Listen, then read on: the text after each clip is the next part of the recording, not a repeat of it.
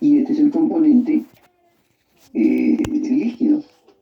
Y como las velocidades con que se traspasa tienen que ser iguales porque es del mismo sistema. Volvemos a repetir, P es la presión parcial del componente de la fase gaseosa, P sub I es la presión en la interfase, C sub I es la concentración en la interfase y C es la concentración en el seno del líquido. Reordenando esta ecuación, nos sale que la diferencia de presiones entre la diferencia de concentraciones es igual a la relación de la constante líquida con la constante sobre la constante gaseosa. Y negativo todavía.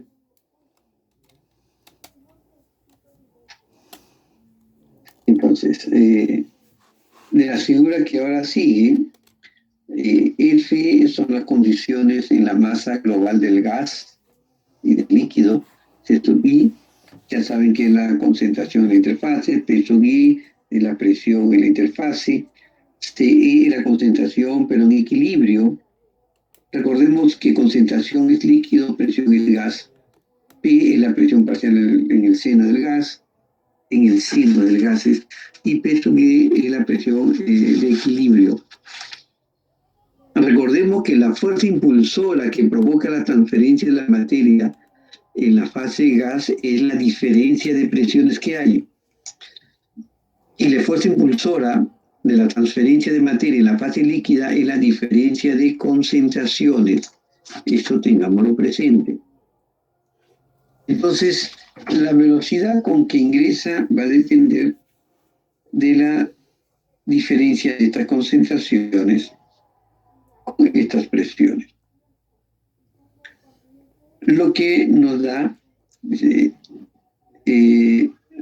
este comportamiento del gas. Con esto pues, se puede hacer algunas estimaciones.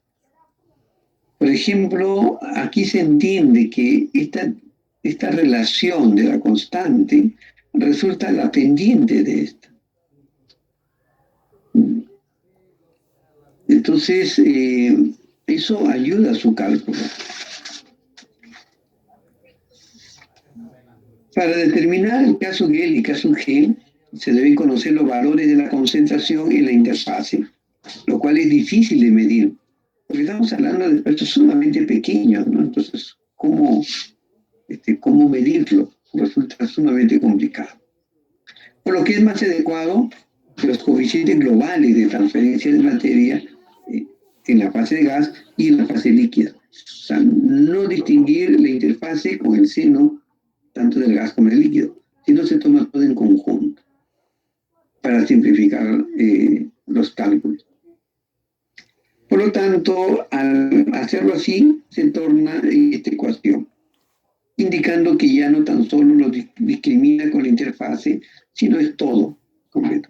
Tan solo hay diferencia de la concentración de equilibrio con la concentración en el seno que hay. Entonces, de esto que aprendemos, que la recta de B, que hemos visto en la anterior, resulta en esta ecuación, y la DE, la DB y la DE resulta en estas ecuaciones.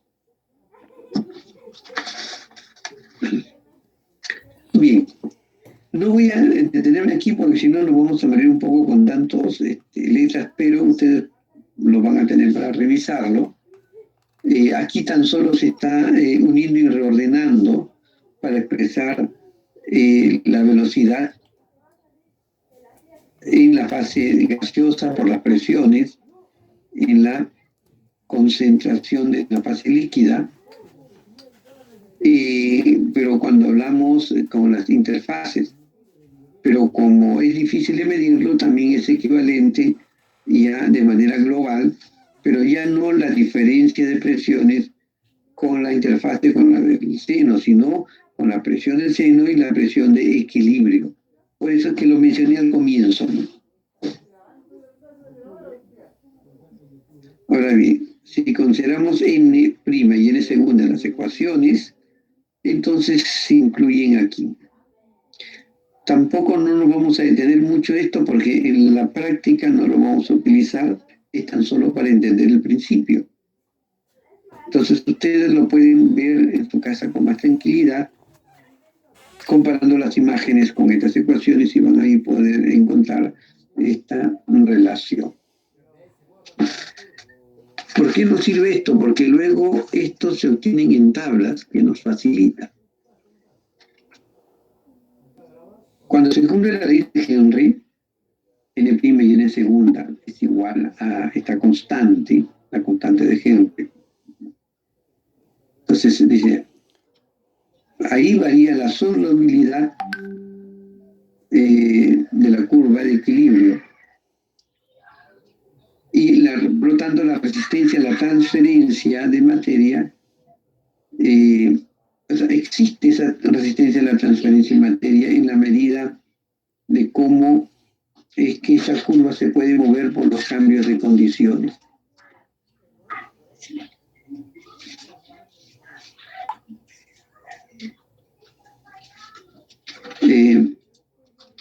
Bien, hay algunas condiciones. Luego vamos a entrar en la parte más práctica, ¿no? Vamos a ver esto. Dice, si el gas es muy soluble, entonces controla la fase gaseosa, es la que predomina. Se considera que la concentración de la interfase líquida coincide con la global del líquido. Y por lo tanto, la presión Suki es igual a la presión de equilibrio. Es decir, no existe resistencia en la fase líquida. Y KL es muy elevado.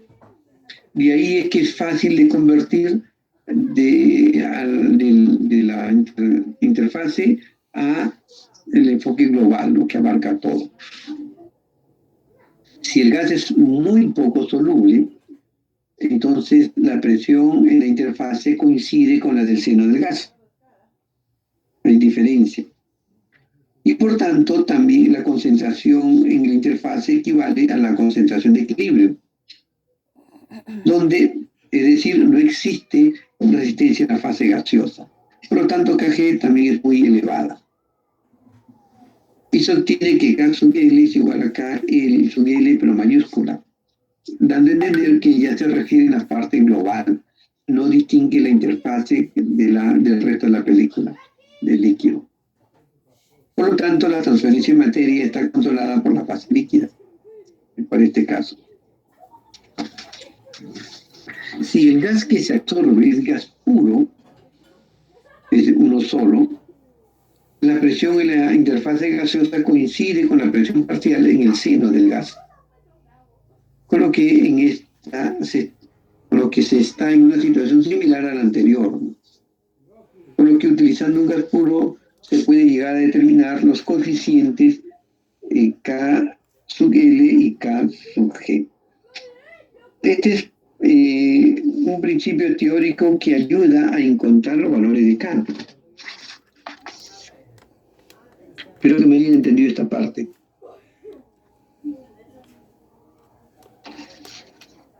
Bien, aunque todavía no salimos de esta parte pesada, vamos a ver algunas aplicaciones con que se aplica la absorción. Para una recuperación de corriente gaseosa con fines de producción, por ejemplo, en la producción industrial de disoluciones ácidas o básicas en agua, como el ácido clorhídrico, sulfúrico, nítrico, dióxido de amonio. Ahí la recuperación de gases ácidas, como el ácido sulfídrico, mercaptanos, CO2, con disoluciones de amina. Es decir, en los distintos procesos hay estas mezclas que se dan como subproducto y son contaminantes, entonces se desea extraer. Muchas veces la absorción se utiliza más con fines de limpieza, de descontaminación. El control de emisiones de contaminantes a la atmósfera, ¿no? Reteniendo las sustancias contaminantes compuestas de azufre, de clorados y fluorados. Eliminación del CO2 y CO2 que son gases de combustión, ¿no? Eliminación de óxidos de nitrógeno con disolución de agentes oxidantes. Estas son sustancias que también se desean eliminar. Y como pueden ver, ahí casi no hay ningún ejemplo para la pesquería.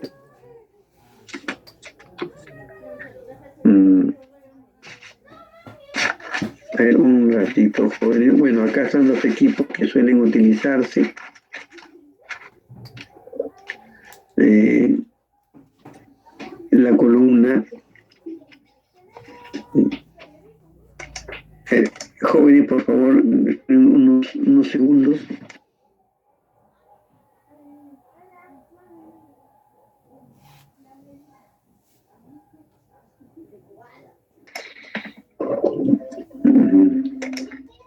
La temperatura, bueno, este es una torre de absorción. Espérense, esto lo voy a...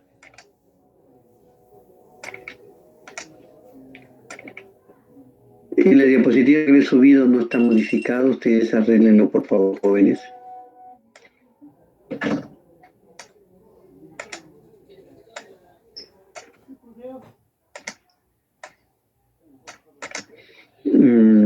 Es una torre de absorción, miren, para que se vean el tamaño y la referencia a cada las personas. Este es bastante alto, ¿no? Se calcula el tamaño, el ancho, velocidad de flujo del líquido que baja, la velocidad del aire, de la mezcla de gas que tiene que subir, etc. Esta es una misión interior, donde este es uno. La torre de absorción, hay distintos tipos de torre de absorción. Hay de platos, hay de rellenos, como estamos viendo este de aquí, los diferentes tipos de rellenos.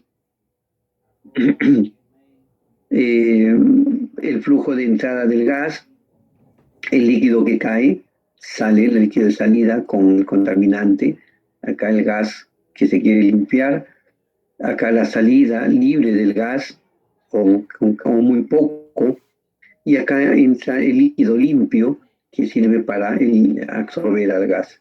Pero ocurre el proceso de absorción.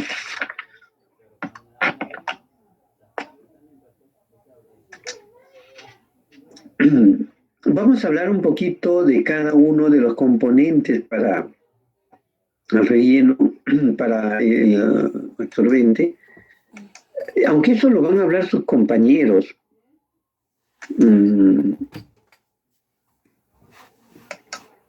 Cuando expongan acá, a ver, características de los rellenos de la columna, tiene que ser químicamente inerte, resistente mecánicamente, tener pasos adecuados para ambas corrientes, es decir, que pueda circular el agua y el aire, proporcionar un buen contacto entre el líquido y el gas y un costo razonable. Hay que tener en cuenta que para diseñar una columna de absorción hay que calcular la altura del relleno, o sea, cuánto es relleno necesario para lograr la separación deseada.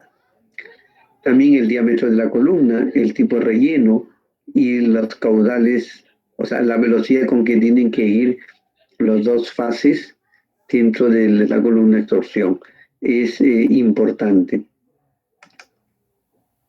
En los datos de diseño, que son normalmente conocidos, son las condiciones de operación de la columna, como la presión y la temperatura, la composición de las corrientes de entrada y salida, también lo conocemos, es decir, la entrada si hablamos nuevamente del aire con amoníaco, nosotros sabemos, porque tenemos que analizarlo, cuánta concentración de amoníaco tiene el aire. Y el agua también, qué concentración de amoníaco y otros contaminantes pueda tener. O sea, conocemos la composición de la corriente de entrada, tanto del flujo del gas como del líquido. También la circulación en contracorriente también se calcula, porque se sabe con qué velocidad disminuye o baja el agua o sube el aire. Eso también es fácil calcular. La composición del gas a la salida, que es el fin perseguido, ¿no? O sea, por decir, yo tengo una concentración de amoníaco de el 80%, por decir, yo quiero bajarlo a un 5%, que de acuerdo a las normas permiten que tenga esa concentración, entonces ya sé cuál es la concentración que debe salir y por lo tanto todos los cálculos los voy a basar en función de esto. Por lo tanto, es conocido. Por lo general, se trata de cumplir con las normas sanitarias para evitar muchos contaminantes. Entonces, tan solo hay que leer las normas ahí. ¿Qué más? Para el diseño del relleno, se va a estudiar el caso de absorción en estado estacionario de un soluto A desde una mezcla gaseosa en B mediante un absorbente. O sea, este es el diseño más común, más sencillo. ¿Qué es lo que tenemos que calcular? Por ejemplo, el balance de materia.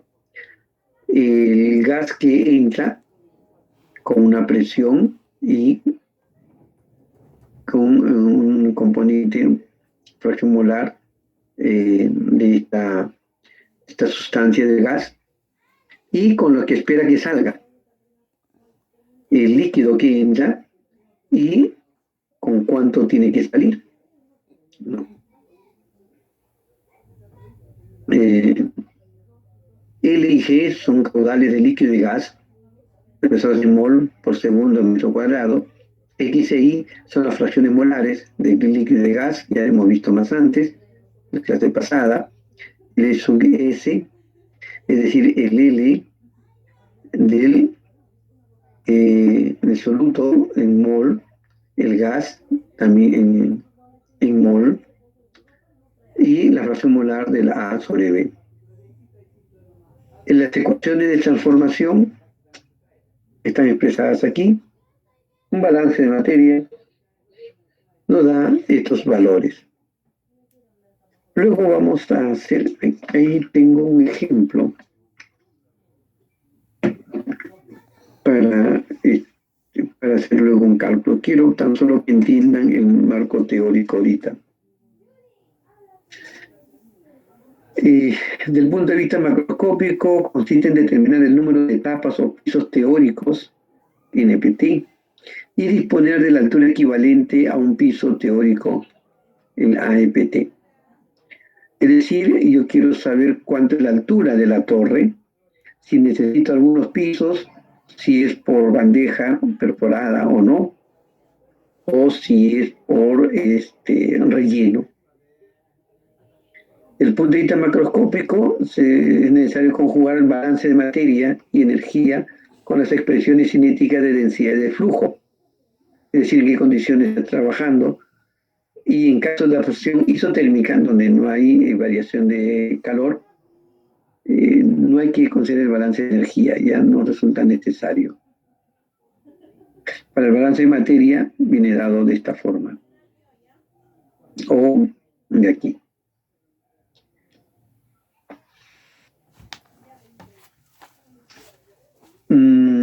¿Se entiende, jóvenes, esto de aquí o necesita una explicación? Por acá tan solo el balance de materia, ¿no? Lo que entra, lo que sale, o sea, lo que entra, lo que sale. El I1, la cantidad, la fracción molar tiene I, es mayor que la I sub 2, la que sale aquí. Y lo mismo la concentración de X, es lo que es del agua. Este de aquí tiene que ser menor a lo que sale aquí, el de X sub 1 sería mayor.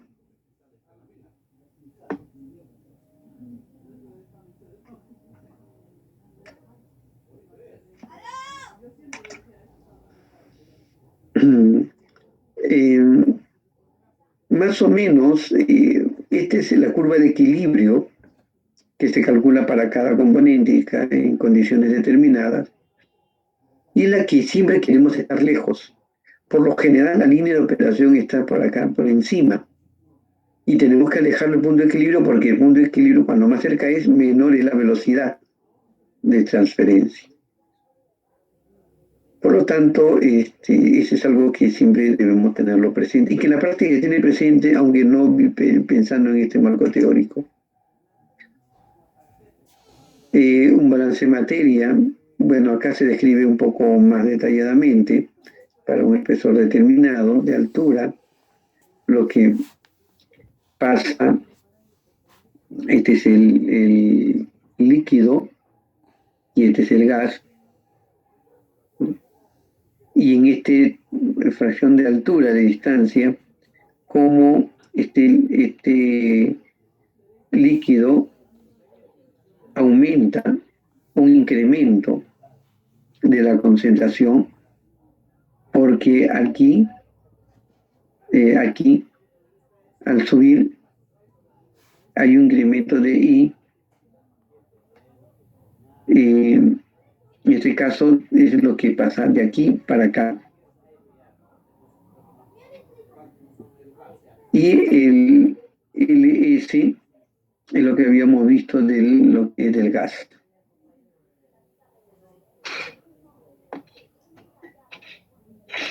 En el ejemplo lo vamos a ver más detalladamente, con números, con datos, ahí donde se visualiza mejor.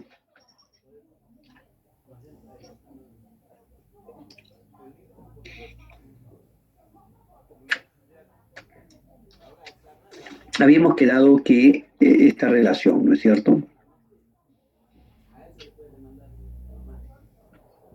Esto lo habíamos quedado anteriormente. Espérense, de aquí, esto creo que...